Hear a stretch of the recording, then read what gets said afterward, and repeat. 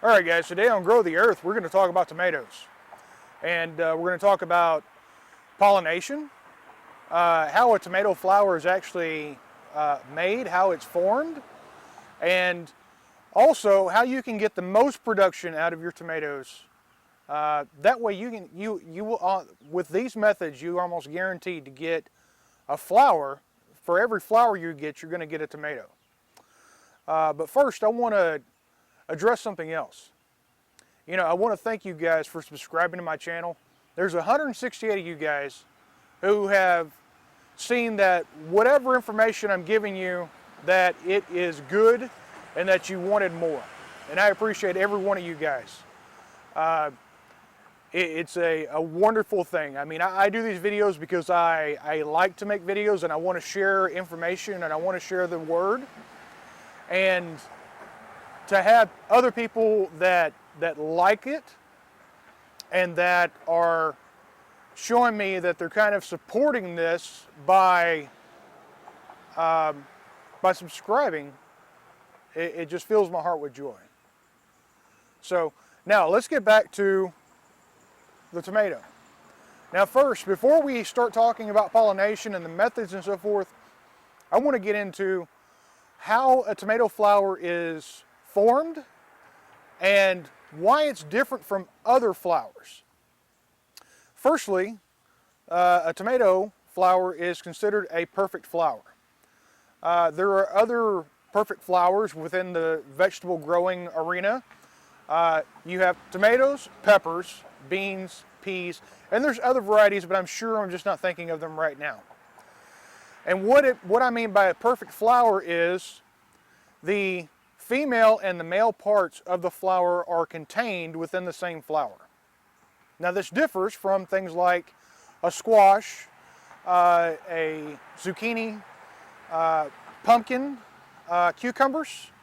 If you'll notice, you'll have male and female flowers, and the male flowers will just be a flower and the female flowers will be a flower, but it'll have a small, whatever the fruit is going to be behind it. And these actually have to be pollinated by removing the pollen from the male and inserting it into the female. Now, with those, you only have two options. You have pollinators or you have hand pollination. But with these flowers, which are a perfect flower or a self-pollinating flower, you have a couple of different options.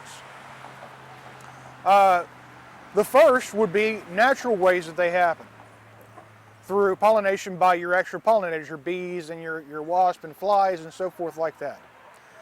Then you have elemental factors like wind. Wind is a great pollinator for tomatoes. It's actually the way corn is pollinated. That's why you have to plant it in a certain way and in rows, because it uses the wind to pollinate. I mean, the simple act of rain can make these things, can pollinate the tomatoes.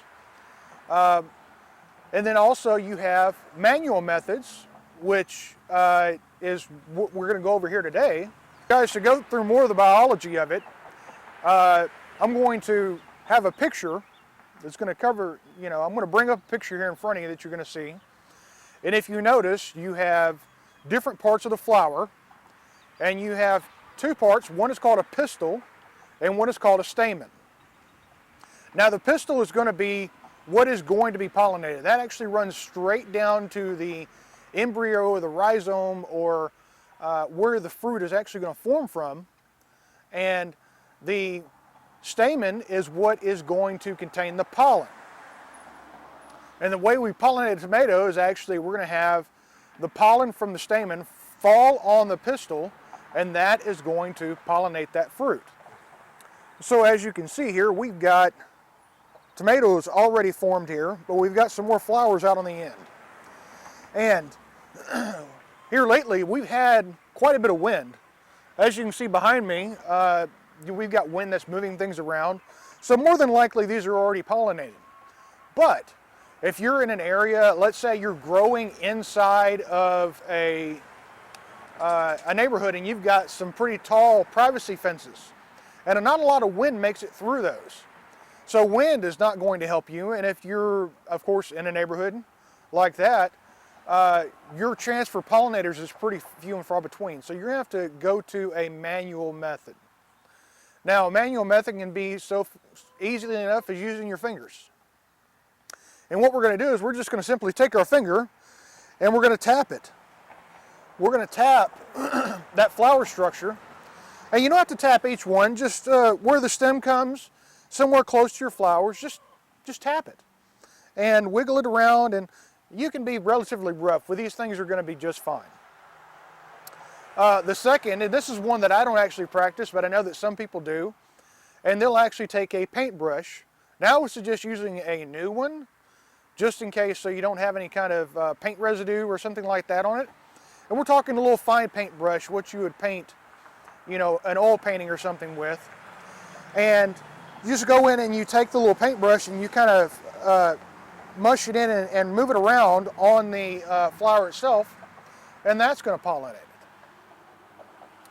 And the last method, and this is one that I've seen from other YouTubers, and I thought it was such a wonderful idea that I wanted to do a video on it to possibly share it with others who don't know about it.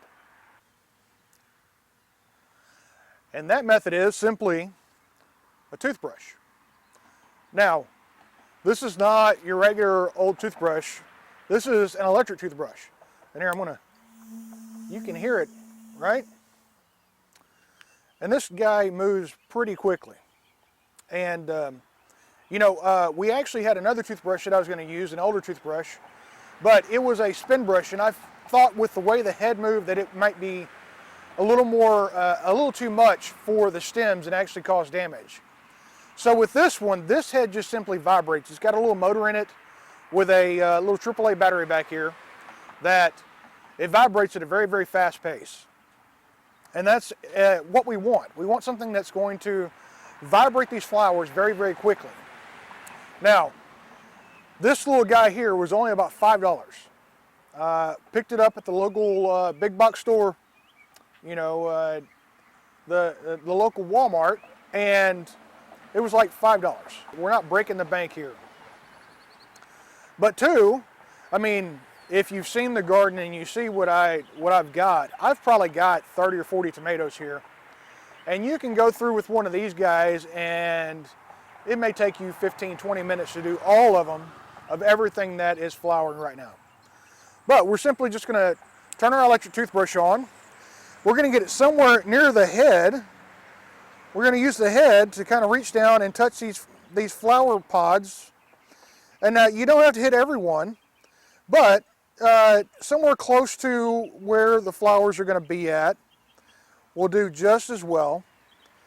Now, not only does this help shake the pollen off of the stamen and put it on the pistil, but it does so in a more natural way than just simply manipulating with your finger or one of the other methods that I talked about, because there is some discussion that the vibration that a bee or a paper wasp or a fly or something like that, the vibrations that they make while they're flapping their wings trying to work with the flower is actually very beneficial. And so they beat their wings at a very rapid rate, so we want something that's going to vibrate at a very rapid rate to try and recreate that. Now, with this method, you can see upwards of 95 to I won't say 100%, because there are other environmental factors that are going to figure into this. Especially with tomatoes, if your humidity is too high, it actually will cause the pollen not to fall off the stamen and onto the pistil. And no matter what you do, you're not going to have pollination. Also with a lot of tomatoes, and I've never seen this, but from what I understand, that some tomato plants, once you get above a certain degree, and we're talking 95 to 100, which here along the Gulf Coast we can see pretty regular during the summer, that the actual pollen becomes sterile at that temperature. Now, like I said, I've never personally seen that. I don't know if we've just gotten lucky, or with the varieties that we're planting, we're not experiencing that. But I do notice that the production of tomatoes during those really sweltering dog days of summer kind of fall off. So, there may be something to that, but I can't physically attest to that. So, like I said, we're just going to take that and we're going to do this. And like I said, you don't have to spend a whole lot of time on these. It's one of those things that if you don't have pollinators or you're not having any wind lately, that is going to help your tomato production. Now, this kind of, and I always tie a godly lesson into what I can show here in the garden. Because these are God's plants. He grows these. Yes, we put them in the ground. Yes, we build the boxes or put the soil in or put in the fertilizer or whatnot. But He's the one who actually makes these grow.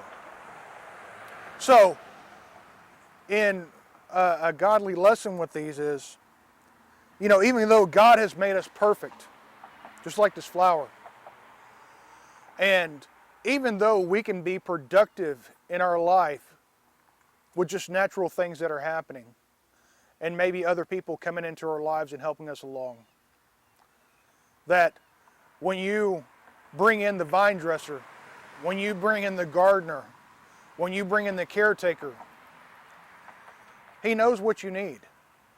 And He can use things outside of your control to help you produce more. Right?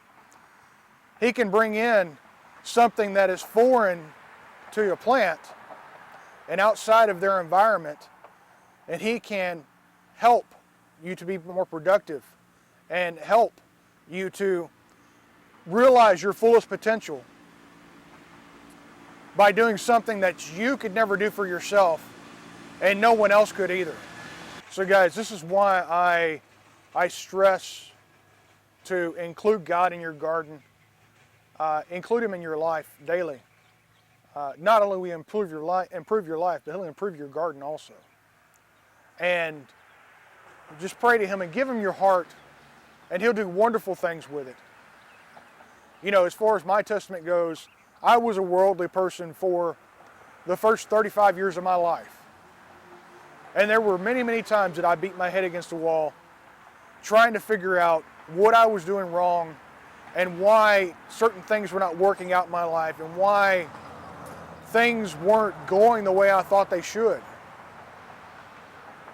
And whenever I found God, or I should say, when I realized that He was calling for me, because looking back, I realized He was calling for me a lot in my life, but I was too deaf and too blind to realize it, that now everything is coming together.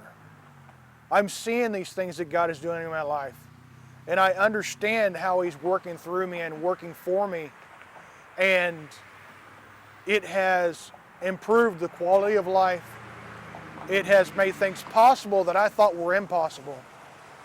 And it has given me so many things in my life that I thought were outside of the realm of possibilities for me.